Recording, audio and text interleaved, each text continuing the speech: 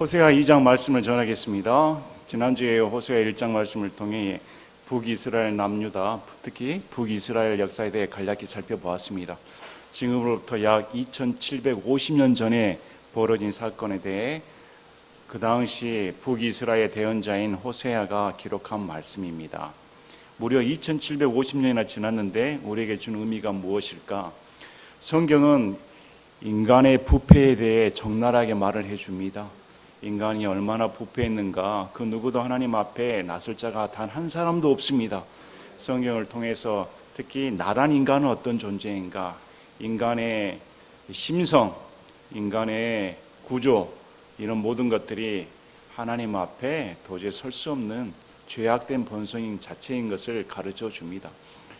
그와 반대로 대조적으로 이런 인간을 포기치 아니하시고 하나님께서 여전히 인간을 위해 애쓰시고 노력하시며 결국에는 하나님 자신이 자신의 생명을 주시기 위해 이 땅에 내려오셔서 인류를 대속하시는, 그야말로 인간의 영역으로는 이해를 불가한, 도저히 우리의 상식과 이해를 뛰어넘는 그런 사랑을 보여주셨습니다. 성경 말씀을 보시면서 하나님 아버지의 사랑은 어느 정도일까? 본문 호세아 말씀을 보시면은 이제 북이스라엘은 여로보암에 의해 250년간 통치되어 그 마지막에 호세아 9년까지 약 250년간의 역사를 갖습니다. 북이스라엘 왕 중에 단 한 명도 하나님을 섬긴 사람이 없습니다. 하나님께서 무려 250년간이나 참아주신 것입니다. 참으시다가 호세아를 통해 에후의 피를 돌리겠다. 그래서 에후가 자기 4대 자손인 여로보암의 3대 자손입니다. 여로보암 2세의 아들 사가랴가 4대 자손인데, 그 사가랴가 통치 6개월 만에 살롬에 의해 살해당하고 에후 왕조가 막을 내립니다. 하나님께서 말씀하신 대로 에후 왕조가 약 100년간의 역사와 함께 막을 내림으로 그 후는 죽이고 죽이는 그런 살해 역사가 펼쳐집니다. 왕권 창탈 역사가 벌어집니다. 법은 없습니다. 무법천지였습니다.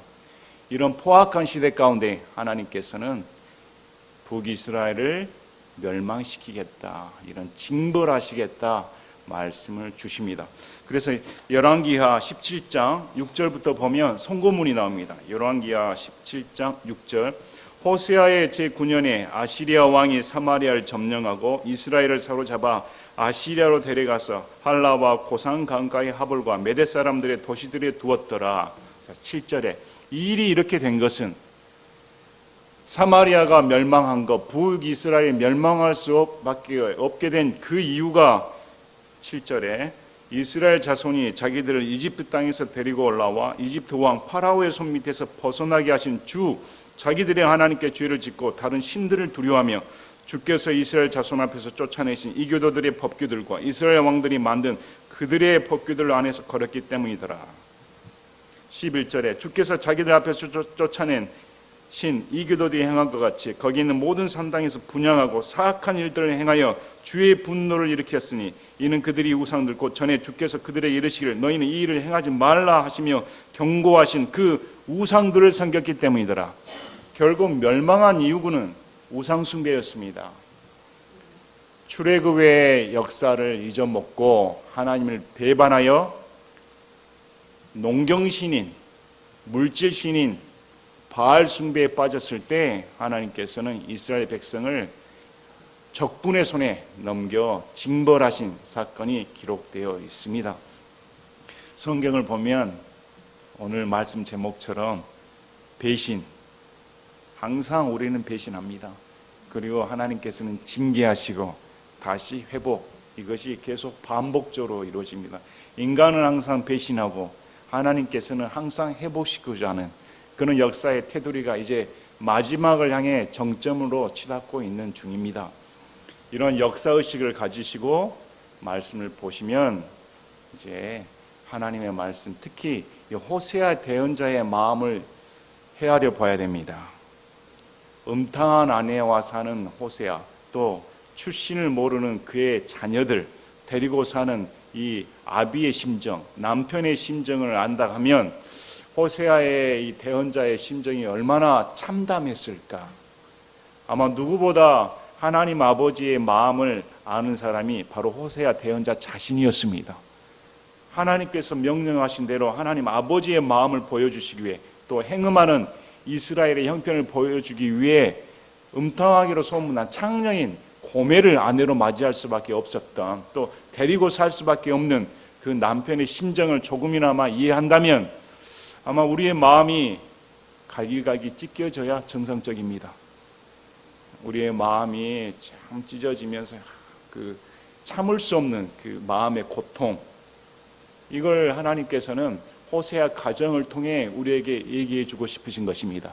그래서 1장부터 3장까지는 호세아 가정 얘기를 다루고 4장부터 그 후까지는 이를 토대로 이스라엘 역사에 대해 말을 해줍니다. 그래서 호세아 가정 얘기는 3장에서 끝이 납니다. 2장 말씀을 보시면서 이제 이 고멜이 어떤 여자의 창조짓을 했는가 보여주시면서, 고멜은 이스라엘을 대표합니다. 그리고 고멜의 자녀들은 이스라엘 백성을 대표합니다. 그래서 이 말씀을 통해서 이스라엘이 이런 짓을 저질렀구나, 또 하나님께서는 이런 이스라엘을 징계하실 수밖에 없습니다. 징계하지 아니하면 그건 사랑이 아닙니다. 매를 댈 수밖에 없고 다시 또 소망을 주십니다. 이 과정이 2장 말씀에 잘 드러나 있습니다. 그래서 2장 말씀을 보시면서 호세아의 그 아픈 마음, 그런 가정을 꾸려야 되는 남편의 마음, 또 고멜과 같은 나, 음탕한 나, 여전히 예수님 믿는다고 하면서도 나는 우상숭배에 빠질 수밖에 없는 더러운 죄인에 불과하다, 이런 나를 하나님께서는 징계하시고 포기치 아니하시며 여전히 나와 결혼생활을 유지하시는, 영원히 정혼하시는 그런 사랑의 하나님이시다. 이것을 다시금 깊게 새겨보는 그런 시간 되시기를 바랍니다. 1절은 원래 2장 1절은 위에 속한 말씀입니다. 회복하는 말씀입니다. 너희는 너희 형제들에게 암미여 하고 말하며 너희 자매들에게 루하마여 하고 말하라. 이것은 회복시키셨다는 말씀입니다. 원래 아들에게는 이름을 로암미라고 지었습니다. 너는 내 백성이 아니다. 그래서 접두어를 빼버리면 암미가 되는데, 이 암미란 말은 내 백성이다 이 말입니다. 또 딸에게는 원래 로루하마라겠습니다. 궁유를 받지 못한다. 그런데 로자를 빼버리고 루하마 하면 사랑받는다, 궁유를 받는다. 그래서 다시 내가 너희에게 궁유를 베풀어 주고 내 백성이라 일컬어 주겠다는 소망의 말씀을 주셨습니다. 이제 2절부터는 그런데 이 고멜이라는 여인이 어떤 창녀인가 가르쳐 주면서 그를 통해 이스라엘 백성이 어떤 짓을 행음을 하는가, 이걸 보여줍니다. 너희 어머니와 변론하고 변론하라. 그녀는 내 아내가 아니요 나도 그녀의 남편이 아니니라. 여러분, 호세아가 가장이라고 생각해 우리가 호세아처럼 가장이라고 생각해 보시기 바랍니다. 내 아내가 행음하는 여자입니다. 또 출신도 모르는 자녀들입니다. 이를 데리고 사는데 아주 가정 파탄 아닙니까? 이런 가정 파탄 가운데 자기 어머니가 행음을 하니까, 그래 자녀들에게 야, 행음하는 너희 어머니에게 가서 따져 물어봐라. 왜 일이 집안 꼴이 이렇게 됐는가? 여러분, 이것이 집안입니까? 그래서 자녀들에게 그 어머니를 한번 변론해봐라. 참, 주위 가정들은 어떻게 생각할까요? 저 대언자의 가정인데, 하나님을 섬기는 가정인데 어떻게 저런 더럽혀진 여인과 살면서 행음하는 자녀들을 낳고 저렇게 가정을 꾸릴 수가 있을까? 얼마나 남편이 못났을까? 얼마나 남편이 찌질하고 못났으면 저 남편 버리고 다른 남자에게 눈을 돌린단 말인가? 남편이 체면이 말이 아닙니다. 창피해서 밖에 나가서 어떻게 말을 하겠습니까? 이런 일이 벌어졌습니다. 근데 그 남편이 하나님이라면, 하나님께서 이스라엘 아내로 맞이해 주셔서 이스라엘에게 온갖 정성을 다 쏟아 물질적인 축복까지 주시며 오늘까지 다 먹여주시고 입혀주셨습니다. 그런데 그 남편에게 만족하지 못하고 다른 우상, 보이지 않는 우상, 힘없는 우상, 거짓된 우상을 쫓아간다는 그런 더럽혀진 아내를 봤을 때 세상 민족들이 이스라엘 섬기는 하나님을 어떻게 생각하겠습니까? 그래서 변론해봐라. 내 아내가 아니다. 나도 그녀의 남편이 아니다. 이제 가정생활이 끝났다. 더 이상 가정생활을 이룰 수가 없다. 그러므로 그녀가 자기 눈앞에서 자기의 행음을 버리게 하고 자기 젖가슴 사이에서 간음을 버리게 할지니라. 눈은 흘겼습니다. 호리는 눈으로 많은 사람들을 유혹했습니다. 그걸 하지 말라. 또 젖가슴은 이렇게 당시 거기에 치장을 장식품을 했다고 하였습니다. 사람 남자들 유혹하기 위해. 그런 짓을 버려라 이렇게 말을 합니다. 그리하지 아니하면 내가 그녀를 벌거벗기고 그녀가 태어나던 날에 행했던 같이 그녀를 볼거리로 세우며 그녀를 광야같이 되게 하고 마른 땅같이 되게 하여 목마름으로 그녀를 죽이리라. 만약에 행음하는 짓을 멈추지 아니하면, 물론 이것은 이스라엘 백성들의 우상숭배를 말합니다. 우상숭배를 중단하지 아니하면 벌거 벗겨버리겠다. 아무리 몸을 파는 창녀라 할지라도 공적으로 옷을 다 벗겨버려 내세운다면 얼마나 수치입니까? 여성으로서 얼마나 모욕적인 것입니까? 그냥 하나님께서 다 벌겨 벗겨버리겠다. 수치를 드러내겠다. 그녀가 태어나던 날에, 이스라엘 백성이 언제 태어났을까요? 출애굽의 사건에 대해 말을 해줍니다. 이것은 에스겔 16장 4절에서 7절까지 이스라엘 탄생에 대해 말을 해줍니다. 하나님께서는 노예였던 이스라엘 백성을 출애굽시켜서 새 언약을 맺어주시고 탄생시켜 주셨습니다.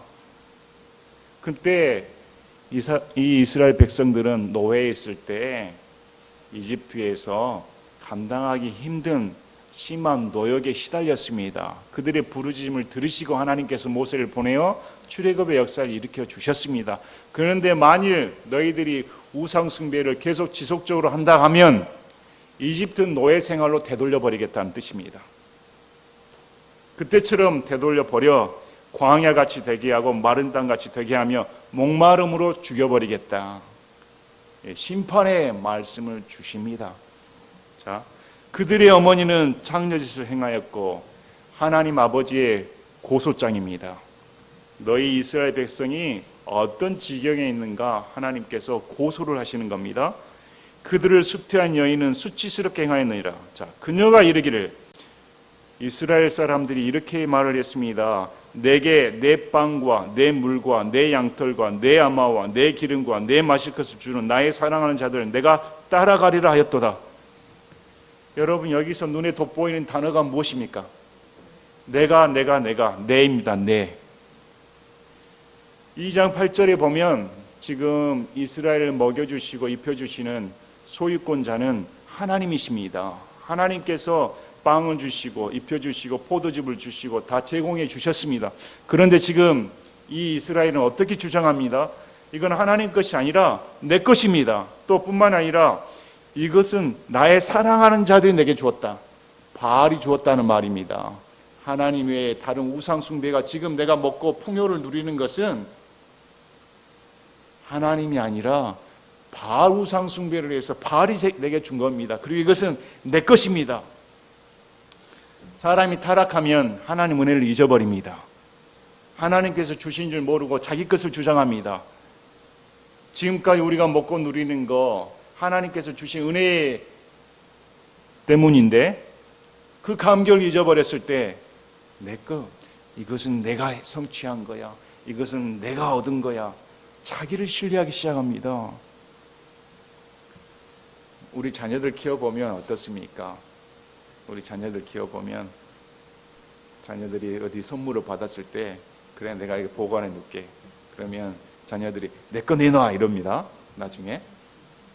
그러면 아버지의 마음, 부모의 마음은 야, 이 선물뿐만 아니라 내가 너희한테 준 게 얼마나 많은데 누구 때문에 이게 지금 선물 받았니? 너 보고 준 거냐 지금? 부모님 보고 준 거지. 근데 자기는 자기 거 이렇게 생각합니다. 은혜는 잊어버립니다. 자, 그래서 이건 내 빵입니다. 내 물입니다. 내 양털입니다. 내 아마입니다. 내 기름입니다. 내 마실 것입니다. 사람이 욕정에 불타오르고 이런 만문신에 빠져버리면 헤어나지 못합니다. 그래서 이것은 하나님께서 주신 것이라고 생각하지 않고 만몬신이 주었다, 바울이 주었다, 그리고 내가 따라가리라. 야, 우상 숭배를 하고 물질적인 것을 추구했더니 내게 이런 것이 얻어지니까 더 그것을 쫓겠다, 이렇게 말을 합니다. 이런 이스라엘 백성들에게 하나님께서는 가만두지 않으십니다. 하나님은 사랑의 하나님이십니다. 하나님은 질투의 하나님이시고 하나님은 징계의 하나님이십니다. 만약에 그대로 놔두면 그들은 하나님 자녀가 아니라 사생아입니다. 하나님의 자녀이기 때문에 하나님께서 징계를 내리신 겁니다. 그래서 6절부터는 하나님께서 징계를 어떻게 내리시는가? 그러므로 내가 가시나무로 내 길에 울타리를 치고 벽을 쌓아 그녀가 행로를 찾지 못하게 하리니, 따라간다고 했는데 하나님께서 길에다가 가시나무로 울타리를 쳐서 가지 못하게 막아버리겠다. 또 벽까지 쌓아서 길을 못 찾게 하겠다. 이것이 사랑입니다. 하나님께서 길을 다 막아버리시겠다, 이렇게 말씀합니다. 그녀가 자기의 사랑한 자들 쫓아갈지라도 따라가지 못하면 그들을 찾을지라도 발견하지 못하리라.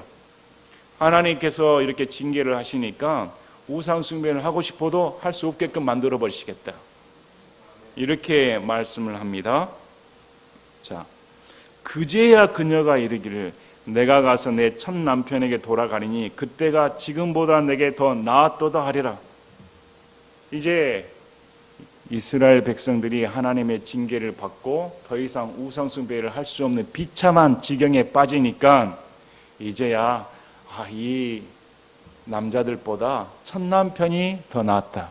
자, 이것은 회개가 아닙니다. 문구를 잘 보시길 바랍니다. 이 여자가 쫓는 것은 철저하게 물질입니다.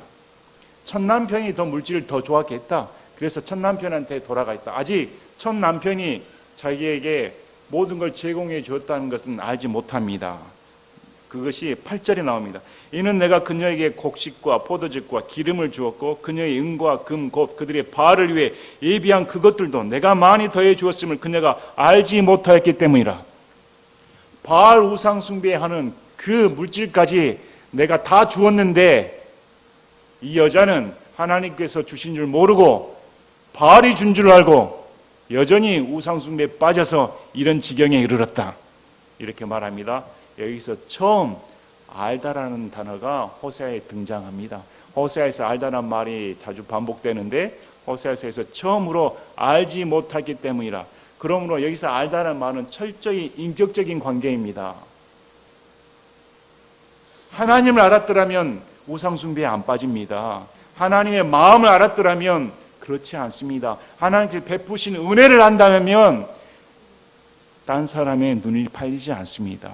이는 이스라엘 백성이 나를 인격적으로 알지 못했다. 하나님이란 어떤 분인가, 하나님의 마음은 어떤지 도저히 알지 못했다고 말을 합니다.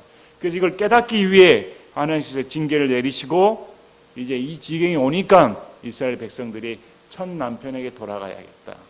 여러분 이 구절 많이 들어보신 것 같지 않습니까? 익숙하게. 누가복음 15장에 나오는 탕자의 얘기와 비슷합니다. 누가복음 15장 17절부터 19절 보면 탕자가 아버지로부터 유산을 먼저 댕겨받아 다른 데로 가서 허랑방탕하게 다 탕진하고 돼지가 먹는 열매나 먹고 있으니 얼마나 비참한 지경에 빠졌습니까? 아유, 우리 아버지 집에 있는 하인들은 나보다 더 잘 산다. 이제 돌이키는 마음이 나오는데 누가복음 15장 17절에 그가 정신을 차리고 이르되 내 아버지께는 빵이 풍족하여 나누어 줄 수 있는 품꾼들이 얼마나 많은가. 그런데 나는 굶어 죽는구나. 내가 일어나 내 아버지께 가서 그분께 이르기를 아버지여 내가 하늘을 대적하여 죄를 짓고 아버지 앞에 죄를 지었사오니 더 이상 아버지 아들이라 불릴 자격이 없나이다. 나를 아버지의 품꾼들 중 하나로 삼아 주소서 하리라. 우리 인생에 이런 일이 닥치질 않아야 됩니다. 우리 인생에 하나님을 배반하여 우상숭배에 빠져 이런 나락의 지경에 빠지지 않도록 조심해야 됩니다. 하나님께서 우리를 사랑하심으로 이런 지경에 빠지게 하셔서 다시금 돌이킬 수 있는 기회를 제공해 주시는 것입니다. 매 맞기 전에 하나님의 마음을 알고 하나님께서 내게 주신 것, 지금 이 자리에 있는 것, 오늘 숨쉬고 사는 것, 내 삶이 유지되는 것, 그 모든 것이 하나님 은혜입니다. 이렇게 나가야 되지. 그걸 잊어버렸을 때는 하나님께서 치신다, 이렇게 말씀하시는 것입니다. 자, 9절에 그러므로 내가 돌아가서 내 곡식이 나는 때에 그 곡식을 내 포도즙이 나는 철에 그 포도즙을 제거하며 그녀의 벌거벗음을 가리기 위해 내가 준 내 양털과 내 아마를 회수하리라. 지금 9절부터 보면 고멜이 먹고 빵을 먹고 옷을 제거한 건 호세아 남편이었습니다. 마찬가지로 이스라엘 백성들이 지금까지 먹고 마시고 이렇게 풍요를 누리는 것은 하나님 아버지 덕택이었습니다. 근데 하나님께서 이제 너 것이라 주장하는 것을 내 것이기 때문에 내가 회수해버리겠다. 지금 내 빵, 이스라엘 백성들 이건 내 빵입니다. 내 먹을 것입니다. 내 옷입니다. 이렇게 주장했으니까 그건 원래 내가 준 것이다. 내놔라. 이렇게 회수해버리겠다고 말씀합니다.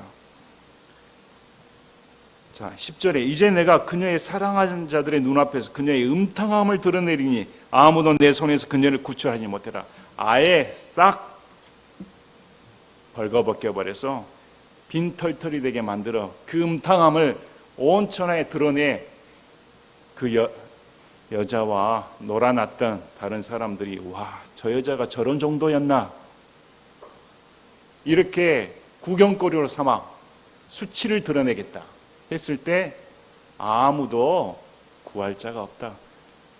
그렇게 네가 쫓아댔던 우상 숭배가 우상 신들이 하나님의 손에서 너를 구출하지 못한다. 이렇게 지금 하나님께서 엄한 심판의 말씀을 줍니다. 또 11절에 내가 또한 그녀의 모든 희락과 명절날과 월삭과 안식일과 모든 엄숙한 명절을 그치게 할 것이며 11절에 보면 이들은 우상 숭배하면서도 명절 지키고 다녔습니다. 안식을 준수했습니다. 6월절, 77절, 장막절, 7대 절기 다 지켰습니다. 우상대로 섬기고 또 여호와의 절기로 불리우는 절기는 또 절기를 지키고 오늘날로 말하면 교회에 와서 예배드리고 일주일에 한 번은 교회 와서 예배드리고 나머지 6일은 다 가서 세상 속에서 이게 믿는 사람인지 안 믿는 사람이 전혀 분간이 안 되는 오히려 안 믿는 사람보다 더하는 그런 온갖 더러운 초한짓하고 일주일에 한 번 딱 여기 와서는 예배드리며 거룩한 척하고 가정에서는 온갖 나쁜 짓 하면서 거룩한 사람이처럼 다 모양 바꾸고 위선적인 삶을 사는 그런 모습을 다 들춰내버리겠다. 못하게 해버리겠다. 희락입니다. 그들은 명절을 지키면서 기쁨을 누렸습니다. 그런데 그런 기쁨을 다 없애버리겠다. 이렇게 말씀하십니다. 그녀가 전에 이것들 나의 사랑하는 자들이 내게 준 내 보상이라고 말한 그녀의 포도나무들과 무화과 나무들을 내가 멸하고 수풀이 되게 하며 들의 짐승들이 그것들을 먹게 하리라. 포도나무와 무화과 나무들은 이스라엘 풍요의 상징입니다. 그런데 이런 것들을 이스라엘 백성이 이것은 내 사랑하는 자 바알이 내게 준 거야. 바알은 가나안 민족들이 섬겼던 농경신입니다. 그래서 농경신이기 때문에 비를 주관합니다. 비를 주어야 농사가 잘 되니까 바알에게 숭배하고 바알 눈치를 보면서 살았습니다. 그랬더니 우리 엘리야 대언자 통해서 3년 6개월 동안 비를 내리지 않으신 거 보셨죠? 너희들이 바알 대언자들에게 한번 기적을 베풀어 봐라. 그래서 바알 대언자들이 무용지물이니까 850명을 죽여버리고 하나님께서 비를 내려주시는 말미암아 진짜 풍요를 주시는 하나님이 누구신가? 바알은 거짓된 신인 것을 보여주셨습니다. 그런데도 여전히 호세아 대언자에 앞서 80년 전에 엘리야와 엘리사가 북이스라엘에서 활동을 한 대언자입니다. 그런 기적을 베풀었음에도 불구하고 이스라엘 백성들은 돌이키질 않았습니다. 여전히 바알이 우리의 배를 따뜻하게 해줘, 바알이 우리의 먹을 걸 줘, 우리 인생을 책임져줘, 그렇게 쑥 빠져 있었습니다. 그런데 하나님께서 너희들의 무화과 나무들과 포도나무를 다 재버리겠다. 그리고 그것들은 들의 짐승들이 먹게 하겠다. 한마디로 쫄딱 망하게 하겠다. 이렇게 하나님께서 말씀하십니다. 자, 13절에 그녀가 바알들을 섬긴 날들에 그들에게 분향하며 기고리와 보석으로 자기를 치장하고 자기의 사랑하는 자들을 따라가며 나를 잊었으므로 그 날수대로 내가 그녀를 징벌하리라 주가 말하노라. 바알을 섬긴 날에 크게 치장하면서 사랑한 자들 따라갔지 남편에게는 등 돌리고 남편 뒷바라지 할 생각은 없고 다른 남자들 그렇게 홀리려고 따라다녔지 그 날수대로 내가 갚아주겠다. 이렇게 하나님께서 말씀하십니다. 하나님은 심판하시는 분이십니다. 하나님은 공의로우신 분입니다. 오늘날 교회에서 죄를 지적하지 않습니다. 오늘날 교회에서 성도들의 우상숭배를 지적하지 않습니다. 구원받았으면 다인 줄로 압니다. 아닙니다. 구원받았으면 그때부터 시작입니다. 그때부터 내 마음 가운데 죄를 멀리하고 우상숭배를 멀리하고 하나님을 더 가까이 하는 그런 마음을 배워야 되는 것입니다. 14절부터는 하나님께서 이제 회복시키는 과정을 말씀합니다.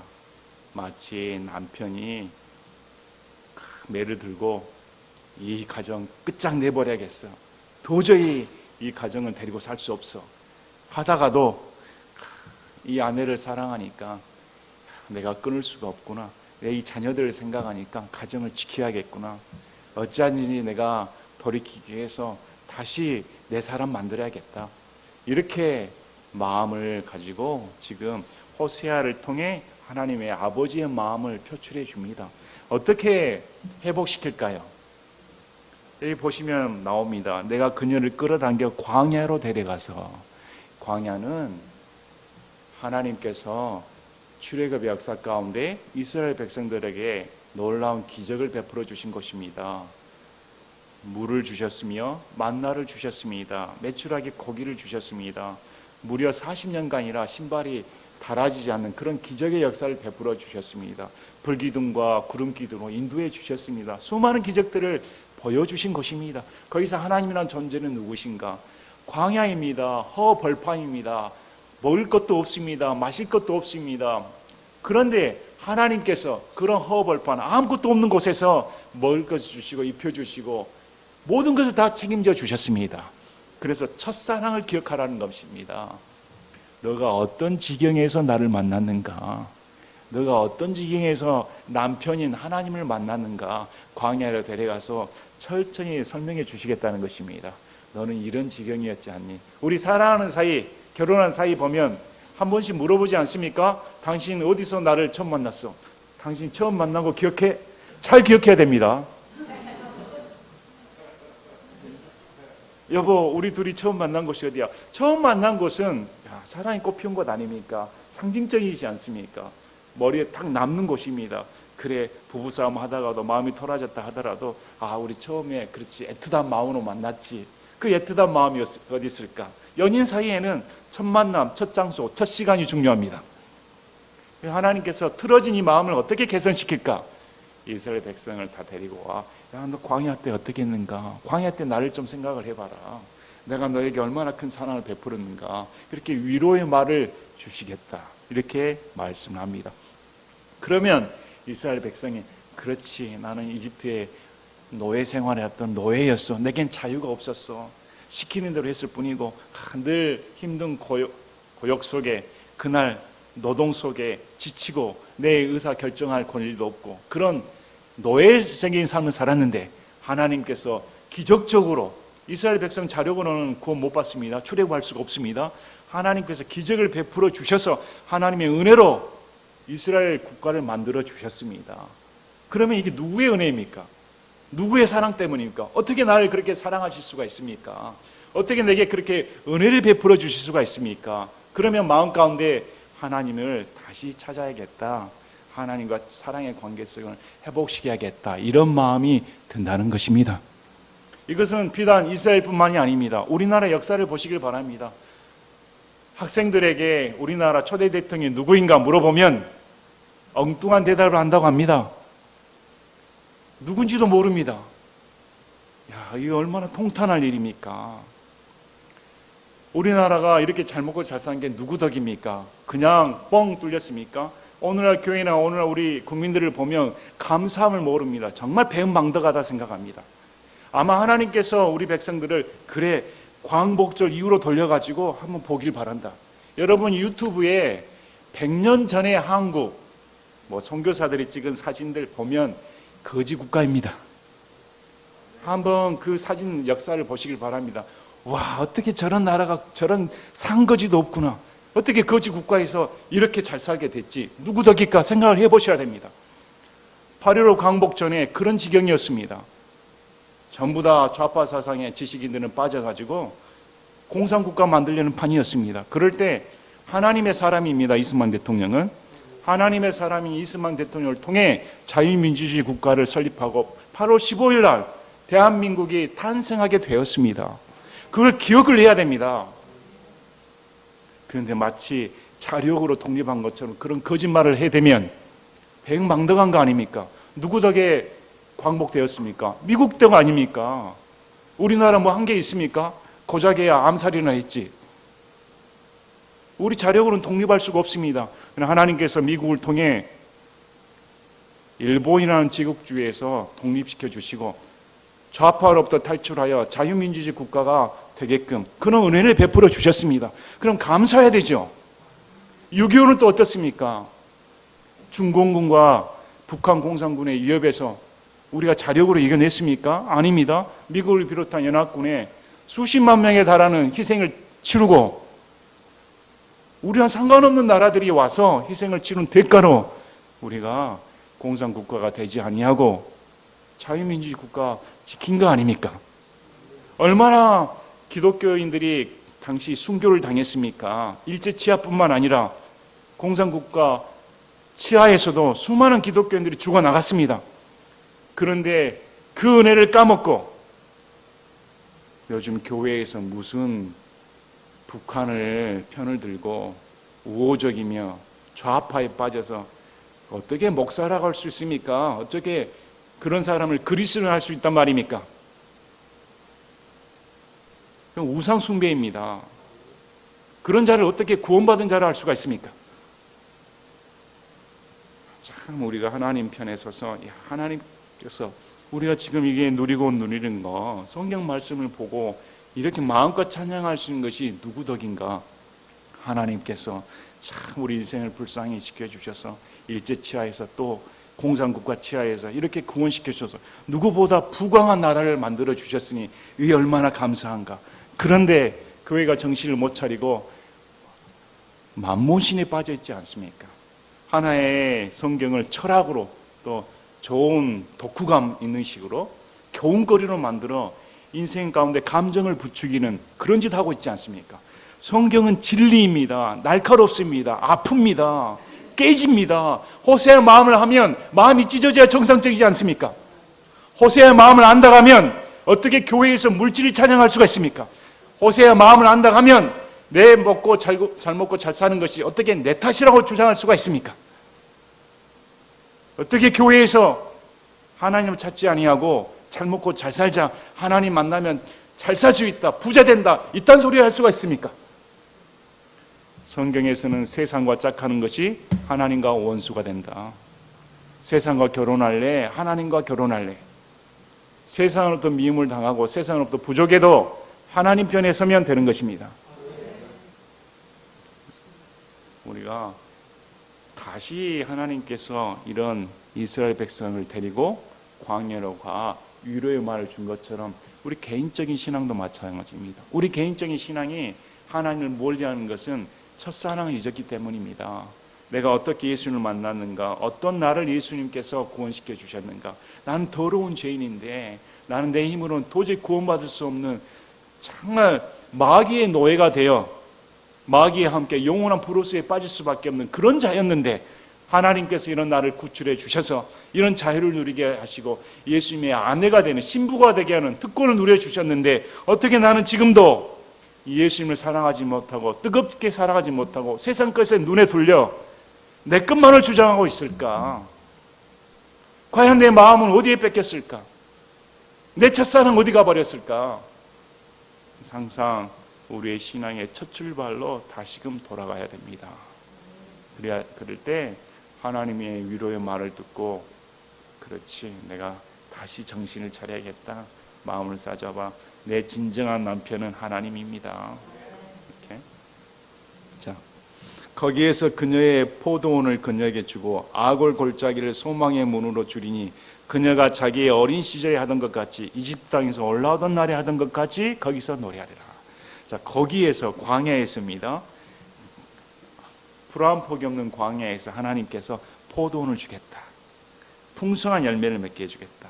또 아골 골짜기를 소망의 문으로 주겠다. 아골 골짜기는 여호수아 7장 1절부터 26절까지 나옵니다. 여호수아가 여리고의 곁에 있는 아이성이라는 작은 마을 치러 갔는데, 아이성은 누가 봐도 그냥 저 힘도 들이지 않고 그냥 간단하게 이길 수 있습니다 하고 갔는데 예상외로 패배해버립니다. 이 패배의 원인이 뭘까? 하나님께서 전리품을 탈취한 자가 있다. 아간이 전리품을 탈취하여 탐욕에 눈이 멀었습니다.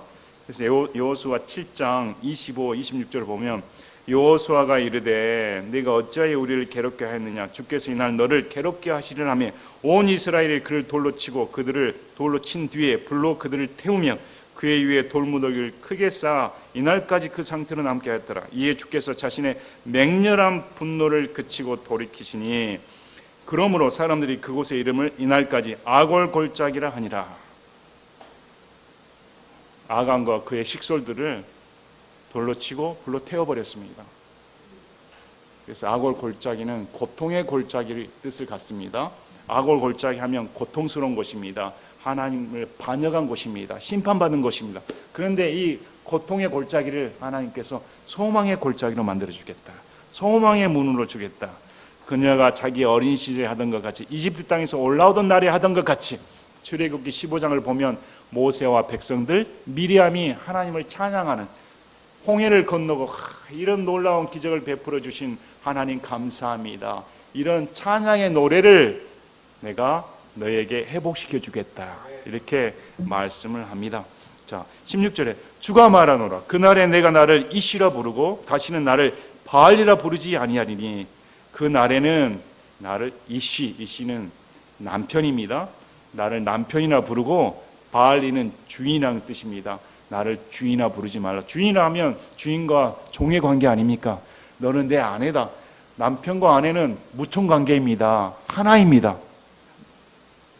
뗄래야 뗄 수 없는 관계 아닙니까? 그날에는 내 남편 이렇게 부릅니다. 여러분, 예수님께 내 남편 이렇게 부를 수 있습니까? 예수님 내 신랑 이렇게. 예수님 내 주인이 아니라 신랑입니다 이렇게. 자, 이는 내가 그녀의 입에서 바알들의 이름을 제거할 것이므로 그들이 다시는 그들의 이름으로 기억되지 아니할 것이기 때문이라. 다시는 바알을 비롯한 우상 숭배를 다 없애버리겠다. 아예 기억조차 안 나게끔 해버리겠다. 오직 유일한 하나님, 참 하나님은 하나님 한 분밖에 없다는 것을 내가 보여주겠다. 이렇게 말씀합니다. 18절에 그날에 내가 그들을 위해 들의 짐승들과 하늘의 날짐승들과 땅에 기는 것들과 언약을 맺을 것이며 또 내가 그 땅에서 활과 칼을 꺾고 전쟁을 중단시켜 그들이 안전히 눕게 하리라. 계속 그날이란 말이 나오는데, 자, 18절 말씀은 언제 될까요? 짐승들과 하늘의 낮짐승과 땅에 기는 것들과 언약을 맺을 것이다. 이 말씀은 이사야 11장 6절에서 9절입니다. 이사야 11장 6절 9절. 우리 복음성가에 나오죠. 사자들이 어린 양과 뛰놀며 장난치며 물지 않는 것, 참사난과 기쁨의 그날에 곧 다가오리라. 사막에 샘이 넘쳐 흐리리라. 이렇게. 이사야 11장 6절. 이리도 어린 양과 함께 거하고 표범이 염소 새끼와 함께 누우며 성화지와 젊은 사자와 살찐 짐승이 함께 있어 어린아이가 그것들을 인도하고 암소와 곰이 함께 먹으며 그것들의 새끼들이 함께 눕고 사자가 소처럼 풀을 먹으며 젖 먹는 아이가 독사의 구멍에서 놀고 젖된 아이가 독사의 굴에 손을 넣으리라. 그것들이 나의 거룩한 삶 모든 곳에서 상하게 하거나 멸하지 아니하리니 이는 물들이 바다를 덮는 것 같이 주를 아는 지식이 땅에 충만할 것이기 때문이니라. 이것은 문자 그대로 이루어지는 날입니다. 문자 그대로 언제 이루어집니까? 예수님께서 재림하셔서 천년왕국 때 이루어집니다. 천년왕국 때 에덴의 동산처럼 모든 것이 다시 회복되는 역사가 일어난다고 성경은 말씀을 하며 우리는 그것을 믿습니다. 상징적인 것이 아닙니다. 비유적인 것이 아닙니다. 반드시 예수님께서 저 이스라엘의 올리브산에 재림하셔서 지상 재림하셔서 예루살렘을 기점으로 천년왕국을 펼치신다고 성경은 말씀을 하므로 우리는 그것을 그대로 믿습니다. 자, 또 내가 그 땅에서 활과 칼을 꺾고 전쟁을 중단시켜 그들이 안전히 눕게 하리라. 더 이상 전쟁은 일어나지 않는다. 이 말씀은 이사야 2장 1절부터 4절까지 기록되어 있습니다. 이사야 2장 1절에서 4절, 이사야 2장 3절 4절을 제가 읽겠습니다. 이사야 2장 3절 4절.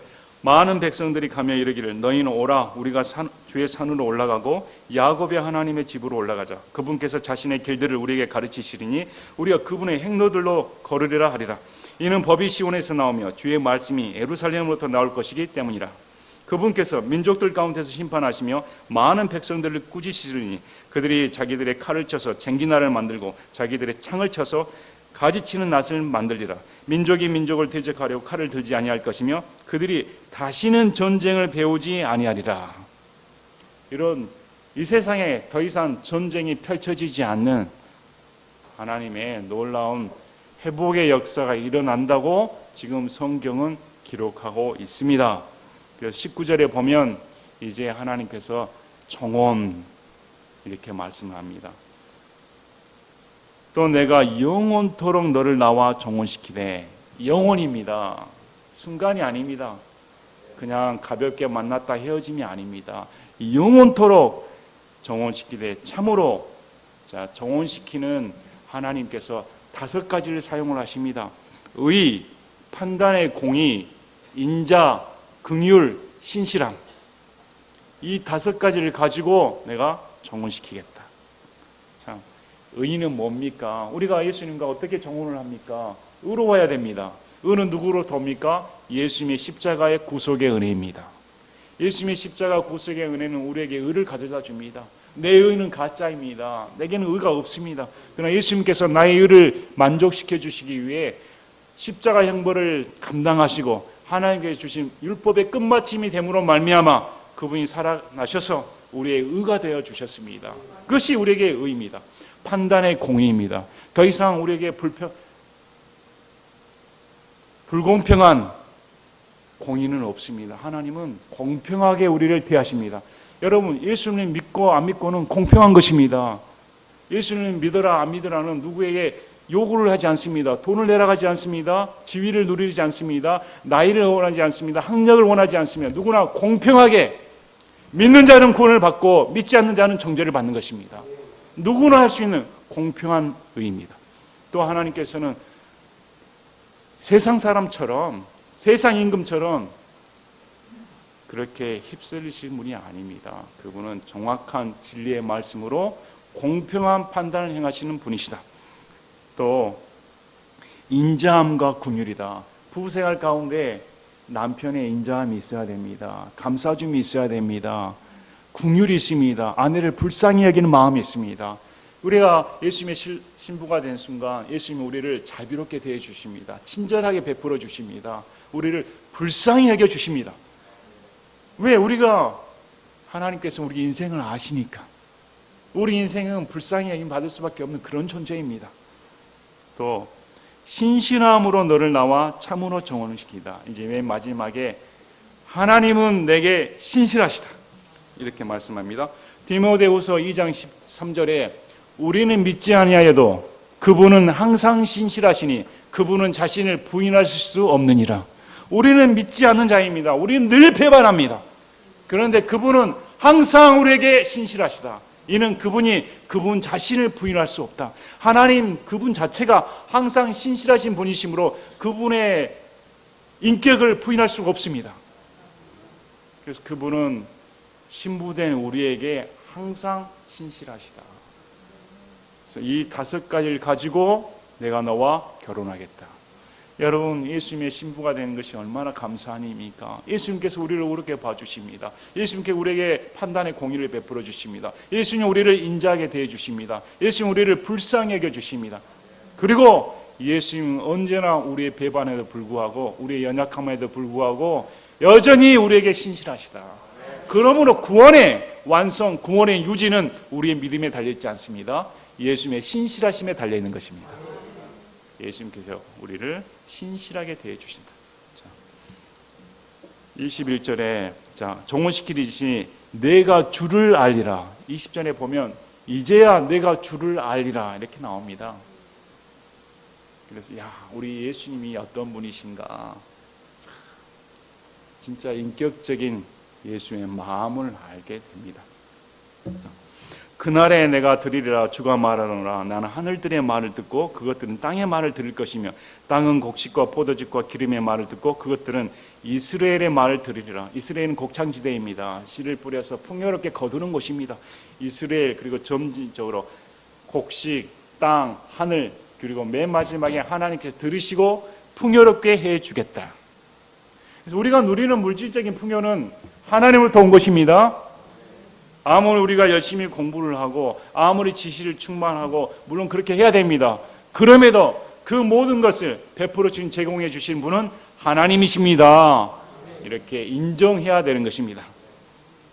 내가 나를 위해 그녀를 땅에 심고 긍휼을 얻지 못하였던 그녀에게 긍휼을 베풀며 내 백성이 아니던 자들에게 이르기를 너는 내 백성이라 하리니 그들이 이르기를 주께서는 내 하나님이시니라 하리라 하시니라. 그래서 이 과정을 통해 주께서는 내 하나님입니다. 우리 각자의 하나님. 그래서 결혼은 누가 대신해 주는 것이 아닙니다. 결혼은 자기가 해야 되는 것입니다. 예수님 믿는 건 누가 대신 믿어주는 것이 아닙니다. 아버지의 믿음 따라, 목사의 믿음 따라 해주는 것이 아닙니다. 내가 예수님 만나 결혼해야 됩니다. 그래서 이 과정을 통해 하나님 백성이 아니었던 자, 죄의 노예였던 자, 마귀 백성이었던 자가 하나님 아버지 은혜를 통해 예수님과 결혼하여 내 하나님이십니다. 이렇게 고백하며 앞으로 또 이방인의 역사뿐만 아니라 더 나아가 이스라엘 백성을 7년 동안 환난을 통해 정화시켜 이스라엘 백성이 대대적으로 회개하고 하나님은 내 하나님입니다. 이렇게 고백하는 역사가 일어난다고 성경은 펼쳐줍니다. 자, 오늘 말씀을 통해 우리 신앙생활을 되돌켜 봐야 됩니다. 2750년 전에 기록된 이 책에 지금 현재 우리가 읽고 있는 이 말씀을 통해 지금 내게 어떤 의미를 부여해 주는가? 과연 나는 예수님의 신부로서 정당하게 살고 있는가? 과연 나는 예수님의 신부로서 예수님만 바라보는 참 신랑이신 예수님만 바라보는 그런 믿음의 신부인가? 다시금 마음 가운데 깊게 돌이켜 봐야 됩니다. 그리고 이 호세아 대언자의 아픈 마음, 또 아울러 교회, 우리가 믿는 자로서 현재 이 나라가 처한 상황, 이건 뭐 나라가 이 모양입니까? 정치를 보시길 바랍니다. 이게 뭐 참 심판 안 받는 것이 이상할 뿐입니다. 아무리 우리가 보기에 안정적으로 보이고 우리가 누리는 것이 풍요롭게 보인다 할지라도 이것은 곧 깨질 유리에 불과합니다. 언제 금이 갈지 모릅니다. 순식간에 금이 가버리고 깨져버릴 것입니다. 그러나 보이는 것에 집중하지 마시고 보이지 아니하는 하나님을 바라보며 이 세상을 바라보고 이 나라를 볼 때 호세아 대언자의 마음을 품어야 됩니다. 음녀 아닙니까? 우리나라는 음녀입니다. 백망덕한 음녀입니다. 하나님을 떠나버리고 이 부귀영화를 누리는 것이 만몬신이 준 걸로, 자신이 취득한 걸로 국뽕에 빠져서 이 나라가 대단한 나라인 것처럼 착각에 빠져 자긍심을 갖는 건 좋으나 처지를 모르는 나라는 주제파가 못하는 것입니다. 참 하나님이 어떻게 생각하실까? 하나님은 이 나라의 민족을 어떻게 보실까? 호세아 대언자의 이 아픈 마음으로 이 나라를 보시길 바랍니다. 이러할 때 우리가 아버지의 마음이 얼마나 찢어지실까? 아버지의 마음을 다시금 깊게 새겨보는 그런 시간 되시기를 바랍니다. 제가 기도하고 마치겠습니다.